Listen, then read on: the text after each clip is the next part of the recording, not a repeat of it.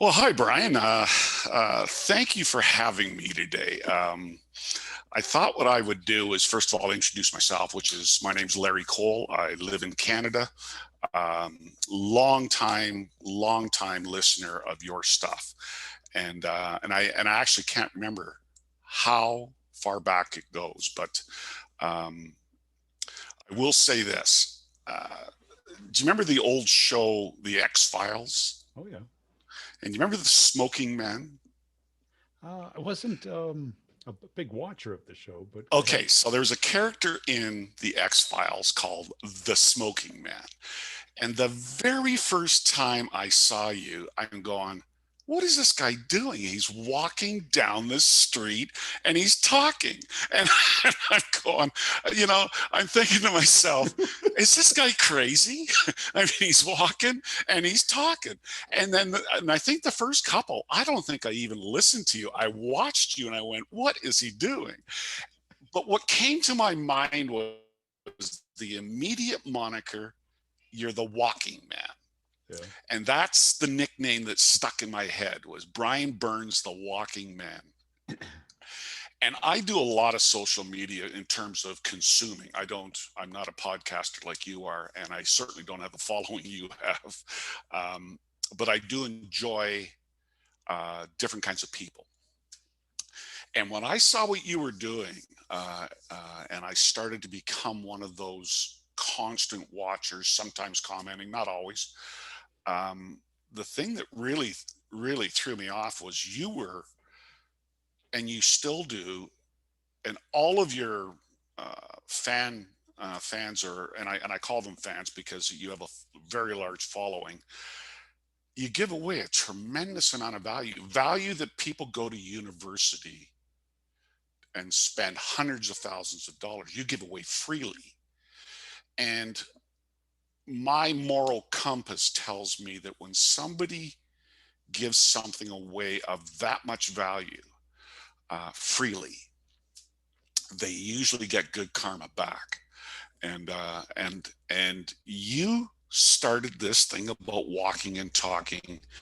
And I know guys now that watch you as a matter of course and make their employees watch you. And I think that's tremendous when you get that kind of a following. So for the rest of the people that are listening, I reached out to Brian and I asked, I said, can I interview you? I think a lot of people want to know your background. You're the one always giving. And I think people would love to know more about you, Brian, the person, how he became the walking man. I'd love for you to start at the beginning. Where did you start? Uh, well, I started out like most people in sales. In high school, I sold shoes, but I was probably the opposite of what you would think of as a natural born salesperson. I was voted shyest in my high school class.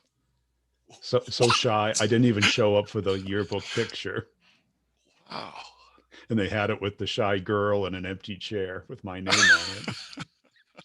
So, and I hear a lot of sales leaders go, well, you can't really teach empathy and curiosity and personality. I go, I'm not going to argue with you, but I think I learned some of it because the idea of talking in front of people was always scared the hell out of me. But uh, like most people, I like to make money. I've worked really hard and I love the idea of the variable income, that you were smarter and harder working than somebody else, you made more. And eventually I wormed my way into B2B sales and I was like, this is a utopia. No one ever tells anybody about this. Where I went from, I thought engineers made the most money because they took the best care of us. They fed us, there was unlimited Yeah. pizza, always a party. But if you worked 100 hours a week or you worked 30, you got paid the same. And then I used to go out with the salespeople. They pull me out in the field to go, you can demo it. Sure. Yeah. And one night I found out that their base salary was my full salary. So they were making twice as much as me and going home at 5:30, 6 o'clock at night. And I go, one of them quit and she gave me a heads up. And I went into the VP of sales. I go, can I get a chance at this sales job? He goes, you're going to have to cut your ponytail. Okay, I'll do that. And I was terrible at the beginning, like everybody is. It was awkward, cold calling, calling leads, long before the internet. But I loved the hunt. I loved working with people. I liked, being honest and talking to other people about it. And it was eventually a great match, but it wasn't like a lot of people have a natural gregarious personality. That wasn't Right. me. Really? Yeah. And it's hard to believe because you see, me walking around, joking around, talking on the Yeah, phone. exactly.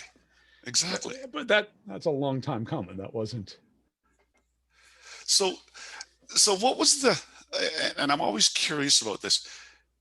Was there one person very early on that you kind of looked at and went, I want pieces of that? Um, no, I think there was a amalgamation of a lot of people because not only did I want to be successful, I didn't want to waste my time. And in Yes. sales, there's an infinite number of things you can do to waste your time, but Yes. you only get paid if you close it. And I would kind of like watch what one person would do, watch what other people would do. And I was never going to be the golfer, the person who Right. could hold the six Hmm. hour conversation with somebody and regale them with stories. But you develop, you work on what you're good at and you expand from that. Yeah. You What know, was the best company? Who uh, gave you the most, like, I think of sales or the freedom to be myself is somebody that gives me a lot of lead yeah. and says, go ahead. So who was the best one at that for you? I had the good fortune early in my career to work for a company called Rational, and they ended up getting Hmm. bought by IBM for like Oh, okay. $3 billion in 2003. But when I started there, I was like an engineer. I had to go back from sales to engineering to kind of get a job there. It was a really cool company. And again, I saw the sales rep make 3 times as much as me. And I just told the VP of sales, I go, can I have a chance as a sales rep? And he was like, what's going to happen if I don't give it to you? And I go, I'll probably leave, even though I wasn't going to leave. But, the first year was kind of painful. The second year, I got my mojo and I ended up doing 30-40% of the whole company's number. It was just, Wow. it was like an order of magnitude. And all of a sudden, I was a peacock too. I was like a young kid making just gobs of money. One paycheck was twice what I used to make. And Love that term peacock. right. And, you get full of yourself. And I was, Yeah. and, bought the watch, the suits. But we had like this kickoff meeting and I had rented the 65-inch TV to come in and we had videotaped all of our big deals, the customers talking about the product. Right. And then I hired a bartender and waitresses, and we had champagne and strawberries and chocolate during the middle of the day. And my boss is like rolling his eyes. We had the founders in, the president of the company, and we're all drinking champagne while I'm presenting this video. And the Wow. president came up to me afterwards and he goes, you're playing on a whole nother level. And And you paid for all of that. I paid for all You of it. paid Yeah, for all of that? yeah, it wasn't, Holy. but it was kind of like when you get a little full of yourself, but it was like celebrating because it wasn't just me. It was I had a team of engineers that worked with me. And they felt great about it because we were just mowing down these deals one after another, doing the biggest deal in the company's history, the most deals. What were you selling? Like, what was It, the service or the product? it was a product. It was back then it was hardware and software, but Yeah, they were okay. going for started at $500,000. Oh, this is big, Big stuff. So big one stuff. one deal was over 3 million. And this is a long time ago where 3 million was a lot of money. Yeah. Well, it's still a lot of money now if you're getting a chunk of that. Oh, You know? and it was like one of those times where I just, I took the helmet off and basically and said, I'm going to get this done. And, you know, the president of the company was my pre-sales guy. Me and him would just go in. Were you developing your own style by It, this time? it was again, I kind of like would pick and choose what I thought would work. Hmm. And it wasn't my personality. It was much more strategy. How do I get the company, the customer, to Yeah. buy into our approach? Because we were competing against mostly Digital Equipment Corporation at the time, Yeah. which was 1,000, ten It's thousand my times age. bigger. Yeah, they were like it was like IBM Digital Equipment. And 75 companies later, it was us. Right. Right. Right. And I kind of wanted to decode the large complex sale. Wow. I don't know. I had a friend of mine that his company was bought. Not a friend. He was an acquaintance, business acquaintance. His company was bought by IBM. And they had 100 people that just did their M&As, and they'd fly all over the place. It was just an impressive group of people that would fly. They fly in and they buy your company. And I've never forgotten that. And that was back around the year 2000 when IBM was buying something every month. Yep. And so where did the walking man come from? Like, how did you transition from making really good coin at IBM and then deciding, well, and if there's something in between that, I'd love to know what was in between that before the walking man. Yeah, there was like 20 years in between that, but the walking man was just a natural progression of I like to exercise. I have my phone with me. I'm Right. typically listening to podcasts, sales podcasts. I hear something I think is total crap and I want to make fun of it. And you're good at that. And how it came about was I would do, for years before that, I would do kind of a video tip, like a lot of people do. Yeah. You Yeah. know, oh, your LinkedIn profile should have this, or if you're trying to get into an account, try that. Right. And it was okay, but it was getting like 5,000 views at most. Right. Then one day by chance, I go, why don't I do a skit? Like I'm pretending to talk to somebody else. And it went 25,000 views. And I go, wow, that's if you can do a little skit with a little humor and a little lesson. And then I said, well, why don't I just talk to myself, but pretend I'm on the phone? So I had an old broken iPhone. If you look close, it's all Yeah. cracked, Yeah. but it still lights up. Yeah. You know? And then I bought a $25 selfie stick with a little shutter. Yeah. And I started using iMovie to make them short clip oriented. So that it was much more like a YouTube type thing. And it just took off.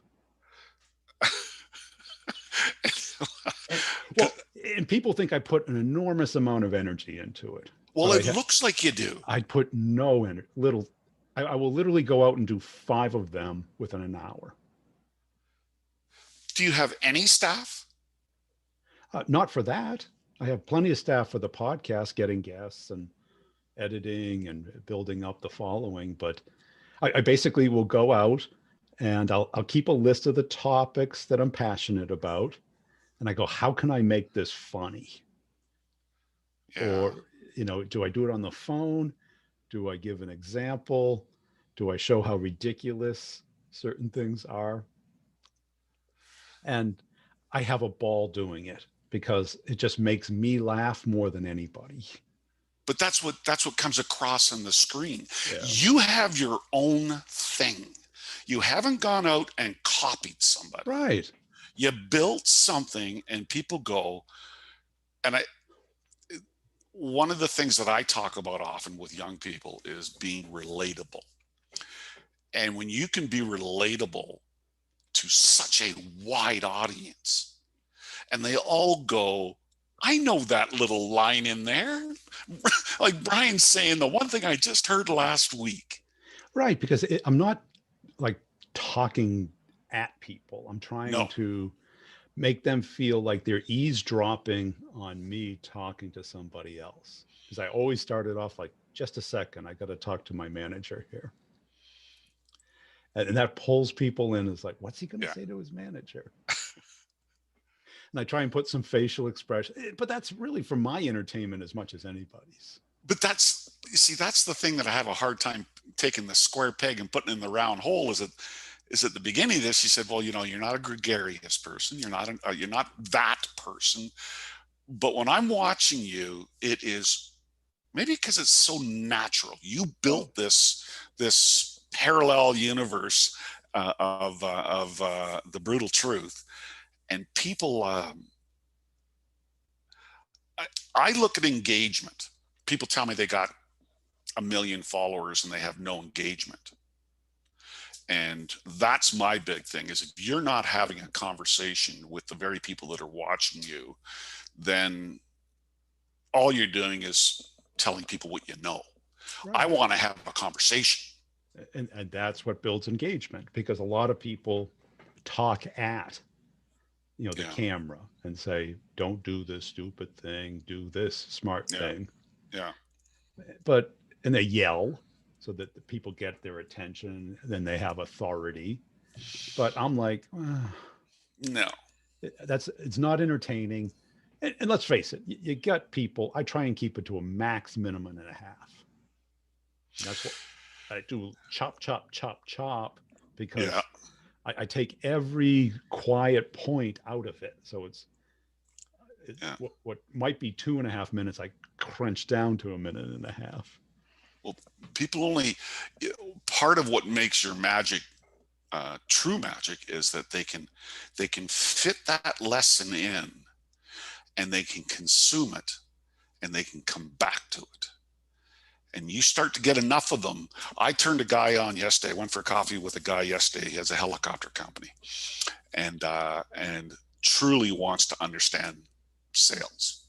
A tremendous guy, and he's quickly writing down your name. And I'm going, no, no, no, no. Get on your phone now and go watch a bunch of these. Go back as far as so you can almost catch up. It's like binge watching. Yeah.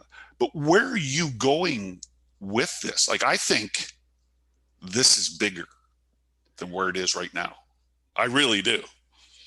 Well, I'd like to hear about that because maybe I'm missing something. It was because let's face it, in the sales space, I've got the long form podcast, which is what we're Right. doing today. Half-hour interview with a good intro and a great outro. But that's long form. Not everybody either has the time nor like to listen to sales topics for that long.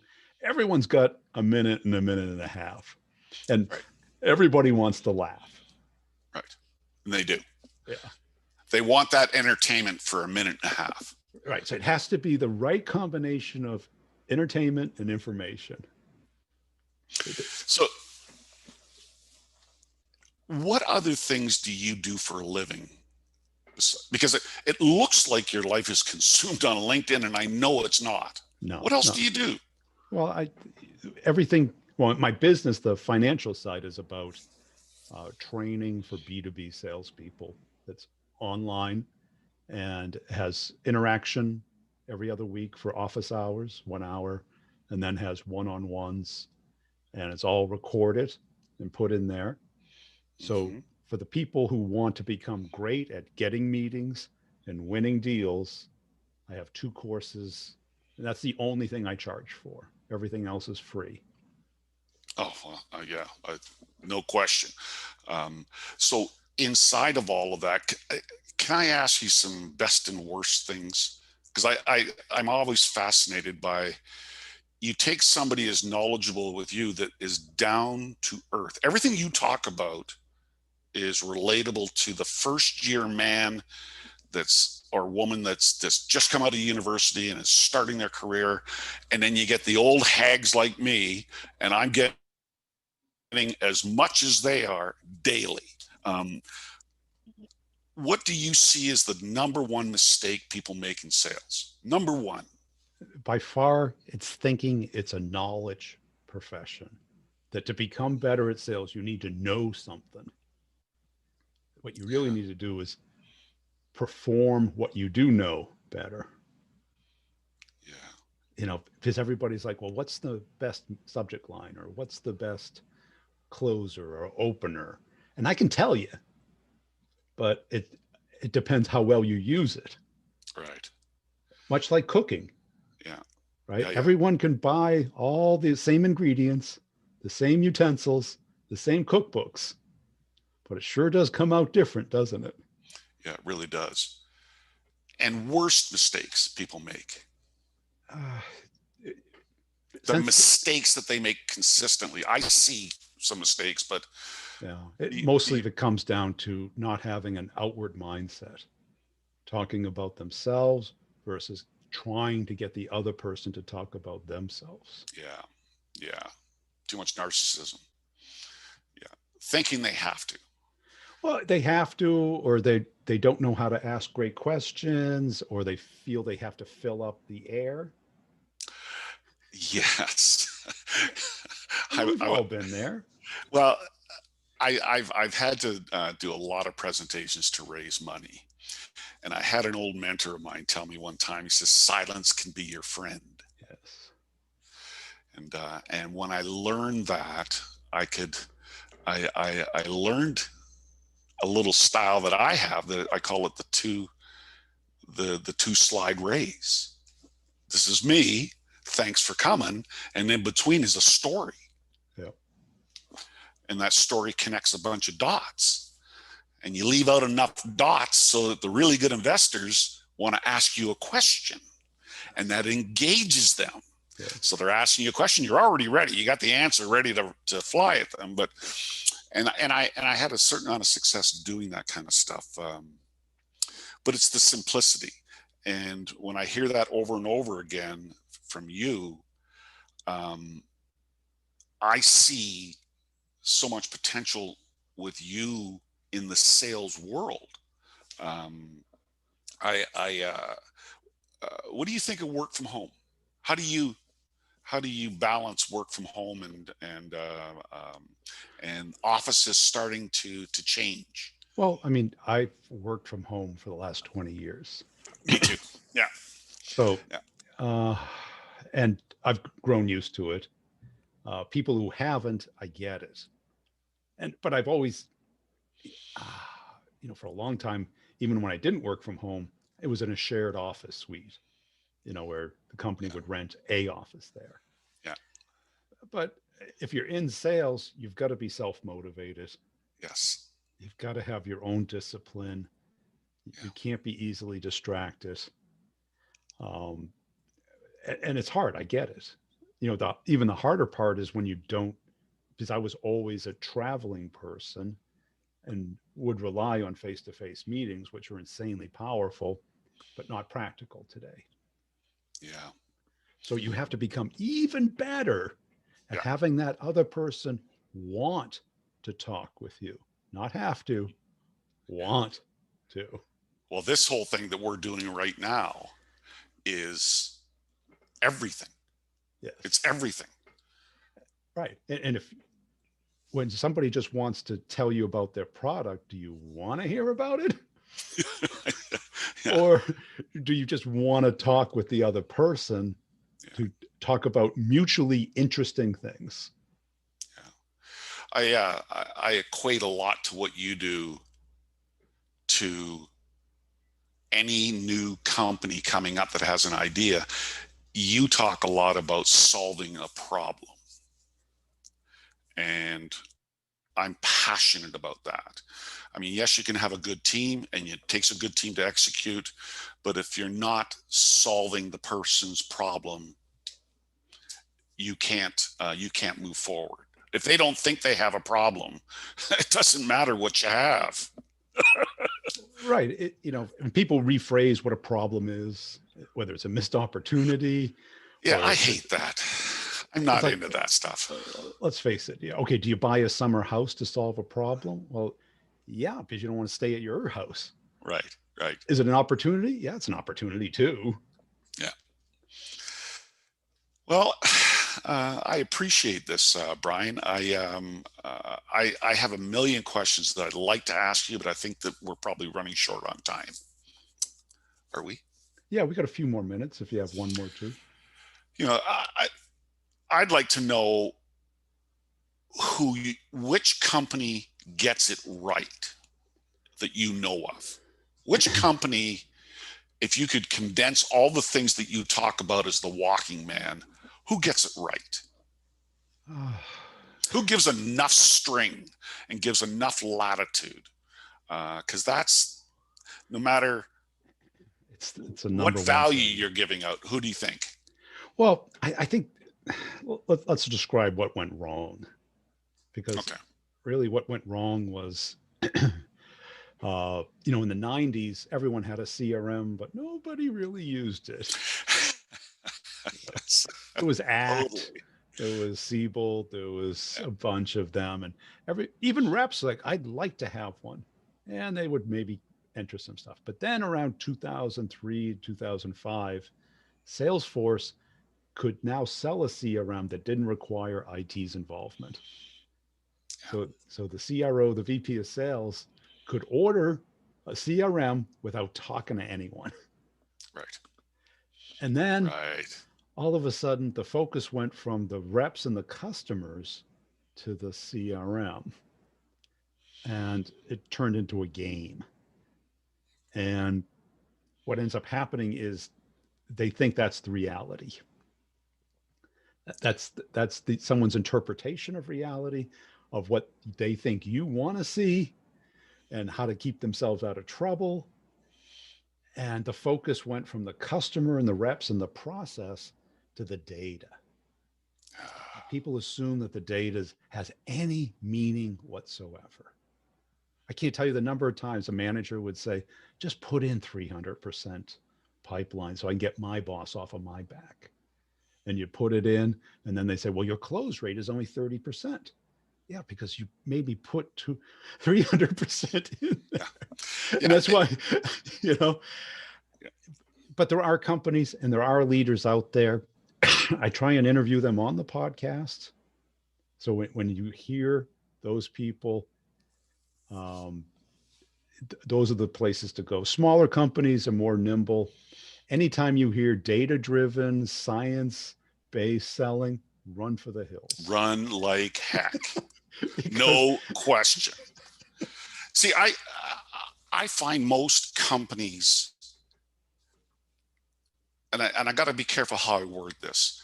They don't want to be honest with of course themselves, not. so they project these levels of dishonesty within their organization, and I can't handle that. I see it and I can't handle that. When I'm in a meeting with my own people, can't we at least leave the business cards and the titles at the door and be honest sitting here? Yes. What's in the funnel? You know? Right. And instead of having these made up metrics that everyone knows is BS, but nobody wants to admit it, but it makes people feel comfortable. Well, and I don't.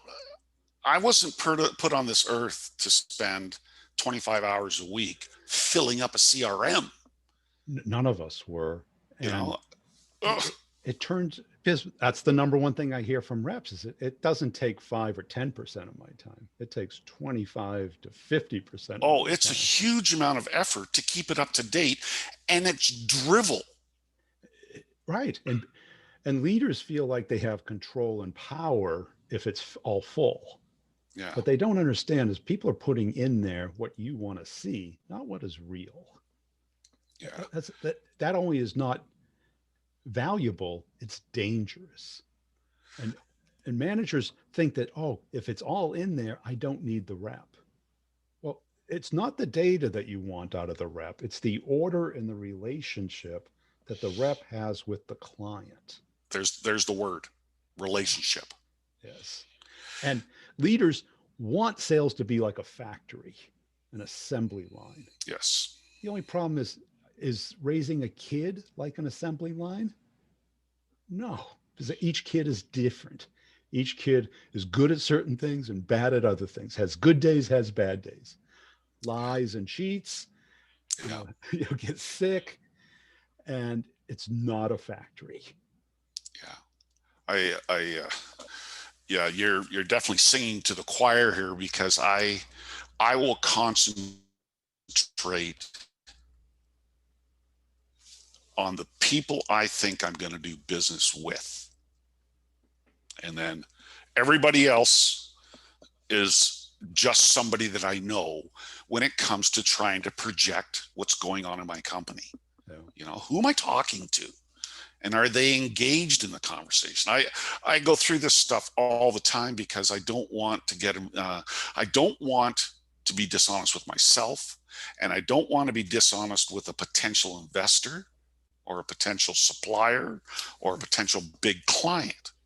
You know, Because I think of, go ahead. it's too easy to play business instead of do business. Boy, is that a mouthful. Right? I wish I said that. Because a lot of people are very good at playing business, having Yeah, lots of meetings, conversations, yeah, discussions. yeah, But if you're an entrepreneur or you're a salesperson, that's a waste of time. What you want to do is do business. People who have the problem who solve, recognize it, engage with yes. you, see the value, and will communicate. Yeah, I've really come across that in my newest venture, because I've never taken a product that never existed into a COVID world, Yeah. and I've run across some real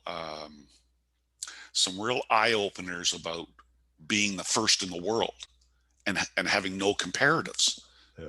So Right. when you're first and you got no comparatives, you got to have a real good relationship now, because somebody's going to take a chance, and then that starts to build on itself. But I've had my challenges being first, Yeah. and so that's why when I'm watching you, I'm trying to get every single nugget out of what you're talking about.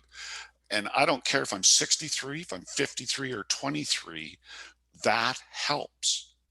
Well, and plus, in sales, we tend to get into ruts. Yes. We get that confirmation bias and comfortable that we understand how the world works, but none of us really do. We have No. some representation of how the world worked yesterday in our head. And if we don't question it consciously, how do we get better? You're right. A thought just came to me as you were saying that, that I think the world is fundamentally different right now. Okay, Yes, I it do. is. Like from a it's actually raised your value, because if you can't work independently and understand how to build those relationships independently in your home office, you are going to die and wither and see you later. So that value that you bring on a daily basis, um, uh, in this world that we're in right now, so high. Yeah. You know, that practical knowledge of how do you engage, because I see it right now where companies are failing. It's because they're not adapting fast enough, you know. Yeah, And this is an adaptive period that we're in right now. If you sure is. can't figure out your business and how to get to a new customer, never mind keeping your old one, and do it all doing it like this, you're in trouble, You're in trouble. because Cool. the metrics don't mean anything. And, Cool. And how can people get in touch with you, Larry? well, I'm president of a company called qgrip.com. You know, we're heavily involved in COVID protocol products, and yeah, just qgrip.com, and cugrip.com. That's how they get a hold of me.